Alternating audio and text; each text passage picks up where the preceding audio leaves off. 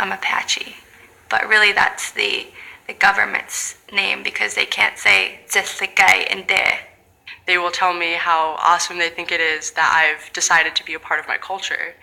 And it's funny to me, it like hits me really weird and I don't like it, and I didn't know why at first, but it's because I haven't decided to be a part of my culture, I live it every day. I'm more comfortable with the term Native, divorced from Native American.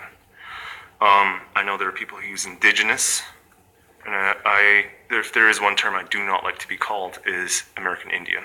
And for me, to be Indigenous is to have an intimate and interconnected relationship to a homeland. And so that's really important because land is, tied to every aspect of who we are.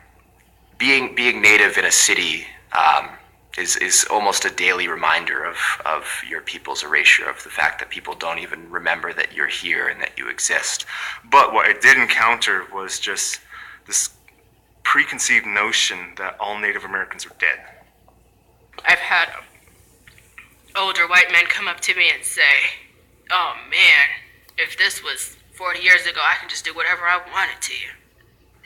The cattle outside doing the work and the dog inside the house, those are property. Those are the black folks in America. They're our property to white men.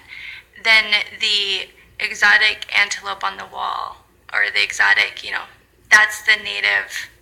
That's how natives are perceived in America. We're treated like animals. They monitor our blood quantum. We're the only, besides dogs and horses, I don't know of any other animal that they monitor the blood quantum. The way I explain it to people is like, imagine a pizza with different slices, and let's say 32 slices. Of the 32 slices, I'm 28 Apache. That's my particular blood quantum. And Native Americans in the U.S. are the only minority group who have to prove their nativeness on an Indian card. It's used to divide Native people against each other because it can be used as a way to say, I am more Native than you, and I was a part of that too. I used my 4/4 to kind of make myself feel better against other people. The one drop rule, meaning that, one drop of black blood makes you black, that was to keep as many people oppressed or, legitimize their oppression as possible. But on the other side, one drop of anything else completely dilutes you as a Native person. So if you're a Native person, you have a one drop of something else, then suddenly you're less Native. So it's the opposite. Traditionally, within the Apache society, you go by the mother. And if the mother's recognized as Apache, she has her clan, the children are unquestionably Apache. Not in the American context, not when patriarchy trumps matriarchy. So what does that mean? My sisters are short 1/16 of a degree. What does that mean? Does that mean their pinkies aren't Apache? What does that mean? Being a mixed race person is a whole another side of it, but that's a very common experience in our tribe. So it's not as if we're unusual in that way. What is unusual is the admixture of black. My grandfather actually doesn't want people, if he hears that somebody from the tribe is coming over, he won't come out of his room because he doesn't want them to know that he's that complexion. That he doesn't want me to be affiliated with having African American blood, but I say it. It's not going to change anything. If it were up to the American government, natives wouldn't be around because after a certain time, that blood will dilute. It will go out. And so if there's no native peoples to provide benefits, then we're not obligated to meet these treaty rights.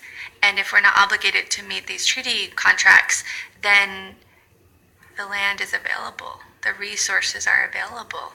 And I think that essential point about our claim to sovereignty, our claim to land, our claim to a culture, our claim to resources is one that gets lost if we don't insist upon the fact that we are nations. And we have taken huge steps to decolonizing, and that's that proof comes from people being able to have the opportunities to speak their language, to be on their ancestral land. But the thing with decolonization is that it's an ongoing process, just like grieving, just like any loss.